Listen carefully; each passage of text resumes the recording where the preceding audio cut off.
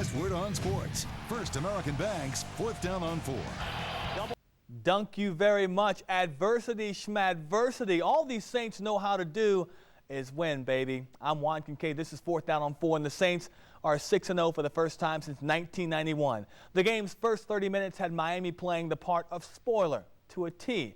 But you can't keep a good thing down for long, and the Fins found that out the hard way. Jim Henderson with more from Miami.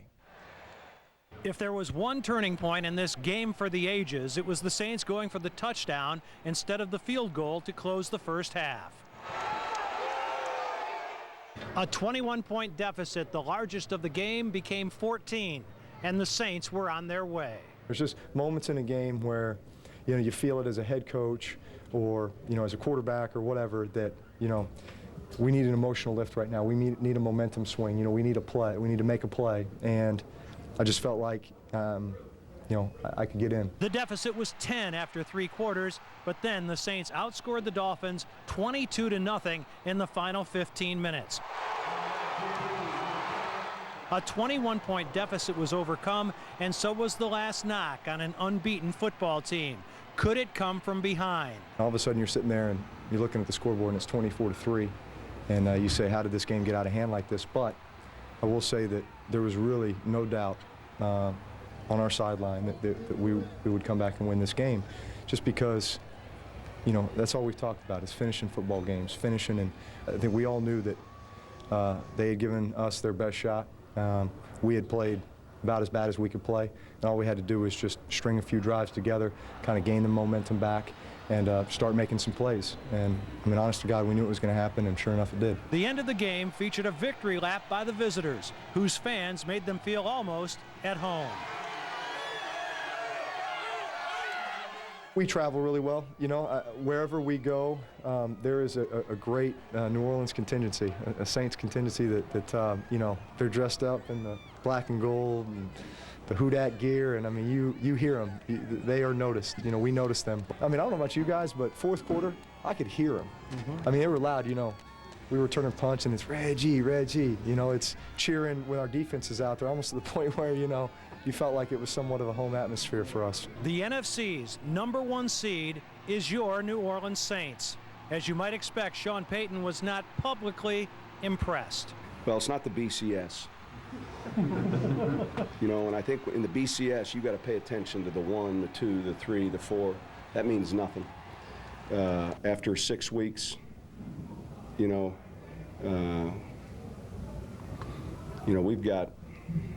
got a lot of football left, and the Alabamas and the LSUs and the Ohio States and all those people, Iowa,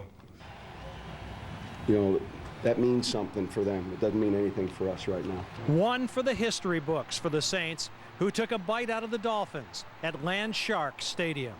Jim Henderson, 4th down on 4. Thank you very much, Jim. Inside these numbers, and we saw this team find a way to win again. Drew Brees, 4 turnovers committed, but for the first time in his career, he scored 2 rushing touchdowns. Jeremy Shockey is usually Brees' first target early in the game, but Shock Jock caught the Saints offense, got it rolling with some big fourth quarter catches. And another week, another pick 6 for Darren Sharper, his 3rd this season, not to be outdone by Tracy Porter, who also had a pick 6. The Saints D also sacked Chad Henne twice. Our guest tonight to talk about the Saints covers the Saints for CBSSports.com. Larry Holder has been here a number of times before. I imagine the past couple of times you've been here, not as impressed with the team's win as you are tonight with them coming back to beat the Dolphins. Yeah, I expected to be walking in here talking about a loss, and then all of a sudden, this team just turned it on. And if there are really any questions or any doubters about this team nationally or locally or average Joe Saints fans, I think they answered them by the way they were able to come back, and because you'd never expect a Saints team in the past to do this, and now this team, they're about as real as you can get. We knew this team could score some points, and they had to score a lot of points in this game. Didn't play the best on offense, didn't play the best on defense, but we always wondered how they would be able to handle adversity. First time they ever trailed in the game, first time they haven't scored in the first possession. Talk about being able to handle the adversity and come out with a victory. And that has been kind of the lingering question for this team. How can they handle a close game? Football team that should have beaten the Indianapolis Colts. They're 2-3 coming in. You knew the Dolphins trying to get over that hump, get to 500, and continue on as a playoff football team. When you look back on this season as a whole, where is this Dolphins game going to stand out? This could easily be that turning point to where I think everyone believes. Turning point for a 5-0 team at the point going into the I think so, because you went into a rough environment. The Dolphins, they were 2-0 with Chad Henne, lose by 12, and I mean they just seems like the Saints can do no wrong. Even when they do wrong, they're able to overcome it. There were 2 turning points in this game, I think. Second half, normally Jeremy Shockey's involved early in the game plan. This time he comes alive in the third quarter, and that kind of ignited the offense and got it back on a roll, didn't it? Oh, just to see him basically stiff arm a guy for 25 yards. The other turning point, I think, is Miami took themselves out of doing the Wildcat. They made themselves one-dimensional. Wasn't anything the Saints did. How do you do that when you're dominating a football team with the offense that everyone's fearing, and you stop doing it depending on your quarterback? Right. I don't really understand that. I mean, Ricky Williams scores 3 touchdowns, and you just keep feeding him the ball. Why change? And then Guys pick for 6. That's what the Saints defense has been all about this year. Larry Holder, CBSSports.com, is our guest here on Fourth Down. We'll talk about Drew Brees' troubles and struggles against the Dolphins when we come back. Plus, freshman. It has been a common occurrence for the Saints this season. When their offense is struggling a bit, their defense will have its back. Today was no different. With the O off its rhythm, the D went to work and helped turn the game around. Jim Henderson caught up with middle linebacker Jonathan Vilma after the game. With Jonathan Vilma in the Happy Saints locker room, ever been a part of a victory, all things considered, any better than that? No, this was especially sweet. I mean, there's no way that anyone would have thought that we'd bounce back 24-3. I mean, everything looking like it's going in the Dolphins' direction, especially in the away game. Being an away game, hostile crowd, hostile environment, and we just battled. We just kept fighting. I think the best thing is our resiliency. Everybody just stayed calm. Everybody just buckled down, wanted to do their assignment and play football. One of your teammates said this could be a season-defining game. Is that stating it too strongly? No. Right now, that was definitely the best win we've had. 40 rushing, minus the 70. That's about 70 yards rushing, including the Wildcats. So I thought we did a good job against them. But, I mean, you got to give your hats off to them because they know how to run the ball. Any more special for you coming back from Coral Gables High School to play in your backyard? Well, it's especially good when all my family's in the stands and we can come out with a victory, and especially the way we played, come out with a good, solid win. And, it feels good. I can go out there, say hi to them with a victory. It's good. Thank you, Jonathan. Thank you. All right, we're back here with Larry Holder, CBSSports.com. Going into this game, all the talk was about the Dolphins' Wildcat offense. We saw it be successful, but I think the difference in the game early on was this Dolphins defense. What were they doing to Drew Brees that other teams hadn't been able to all year? I don't know. It seemed like the offensive line almost took a nap for the first half, and they were able to get big-time pressure on Drew Brees. That's to fluster Brees, because if you don't fluster him, he will shred you. Second half, different story. He was able to get into the pocket, make his throws, and I mean that was the major difference from one half to the next. The difference in this team this year is that they're able to survive the turnovers. I mean, Brees turns the ball over 4 times. This team looked totally off balance in the first 30 minutes of the game. That touchdown before half, huge. I think Sean Payton ought to call Tony Sperano and thank him for that timeout. The evening quarterback in the sports office saying, run the ball more, run the ball more. They had to really be patient waiting on the running game because early on it wasn't there because the Dolphins putting the Saints in must-passing situations. But later as the game goes on, you see Mike Bell getting tough yards. You see Reggie Bush getting tough yards and first downs, tiptoeing the sideline. The ability to be patient with the running game really paid off for this team. Well, I think in the first half, they had to play catch-up. So, I mean, 3 touchdowns, you got to start throwing the ball. But they didn't abandon the running game. That's completely different from what Sean Payton would have done last year. He'll never admit it, but it's different. The guys that made the playoff last year, Carolina, those guys like that, they ran the ball and they played defense. The defense really steps up once again. You got 2 pick sixes this time. Darren Sharper, I mean, he's the best safety this team's ever had. I haven't been here but 9 years, but talking to Henderson, this is the best safety this team has ever had. He just reads the defense like there's no question. I mean, he's a Pro Bowler right now.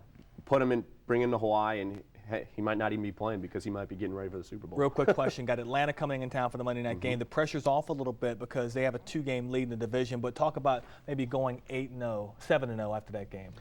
I think it's legit. Why not? That's the question. You just say, can the Saints win next week? Why not? I think they can beat anyone in the league. And this is going to be a huge game Monday night. And I think they're over that hump, that trap game, and they know how important this game is going to be. This team looks like they won't lose. Larry, thank you very much. I know. Larry Holder, CBSSports.com, our guest here on Fourth Down on 4. Much more on Fourth Down when we come back. Stay with us. Wow. I can't think of a polysyllabic synonym to better express my reaction to that game yesterday in Miami. Just that one monosyllabic word will have to suffice. Wow. Even spelled backward, it still sounds nice. Wow. That was as bad as it's been in the second quarter, as good as it gets in the fourth. But who's to say it won't get even better there in February? They're in South Florida, land of stone crabs and silicone, where it doesn't look like they'll run out of either anytime soon, despite an insatiable demand for both. When it was 24-3 Dolphins in the second quarter, I'm thinking about what I'm going to say in this space at this time. Something about how this is what reality looks like. This is what reality feels like. Something about how even though this loss hurts, it doesn't hurt nearly as much thanks to other losses suffered by the Falcons, Vikings, and then the Giants. When it was over and the Saints had emphatically answered affirmatively, the only remaining question about this team, could it overcome adversity, I'm thinking about how grateful I feel to be saying this, that this is the best team in the NFC, maybe in the NFL. In the worst of times, an embattled coach can only acknowledge his critics by saying, as Bill Parcells and his protégés have often had to say, you are what your record says you are. In these, the best of times, it's the last thing that Sean Payton wants to hear. You are what your record says you are. The record says the Saints are the best team in the NFC. The record says you are one of the 3 best undefeated teams in the NFL. These are the best of times, these are the worst of times. The best of times to be a fan of the Saints, the worst of times to be their coach trying to perpetuate the one game at a time mindset that got you to this point. But that's a pretty good problem to have. In Landshark Stadium, where Jimmy Buffett's song Fins to the Left, Fins to the Right was played over and over in the first half, life was a beach for the first 30 minutes. In the last 30 minutes for Dolphins fans, life was well, it wasn't a beach. During the remarkable second half, Saints fans were probably composing their own lyrics to another Buffett song. Come Monday, it'll be all right. Come Monday, we're going to party all night. We've spent 2 lovely days while catching your rays, and we plan to stop back on this ride in February at Super Bowl 44. You can chat about the Saints coming up at 6:30, WWLTV.com. Wow. So you think it's a possibility? It's certainly a possibility. I'm taking it one game at a time. One game at a time. Great. Good idea. Yeah. Well, lots is being made of the Saints' comeback Sunday in Miami, and a great one it was. In the second half, the defense and the running of Mike Bell both contributed greatly. But here's the nasty little secret about the Saints' 6-0 start. The offense, best in the league last year, is even better this year. Through 6 games this season, the Saints have scored 211 points, but 4 of those TDs have been scored by the defense. Darren Sharper has scored 3 times, Tracy Porter 1. Last year, through 6 games, the Saints had scored 170 points, but 3 of those touchdowns were on Reggie Bush punt returns. These days, to keep up with the Saints, you have to score, and making teams play catch-up eventually leads to the turnovers. In 2009, the Saints' offense is about 6 points a game better. The best is even better. And the thing I think that makes it even more impressive is that last year, I don't think the Saints' schedule was that good. I think this year the Saints' schedule is a lot better.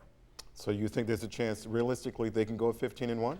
Well, I don't know about 15-1. I think the one thing you want to do here is you want to have home field in the NFC. Well, it looks like they're heading in that Well, direction yeah, now, maybe. you're heading in that direction, Right. but look, like the Cedric Ellis injury, the Heath Evans Right. injury, you don't think those are going to be season-ending ones. Those are the ones you have to stay away from, and of course, you got to keep your quarterback upright. Yeah, as long as everybody's healthy, they can go far. Yep. All right, thank you, Eddie. We'll be right back. You're watching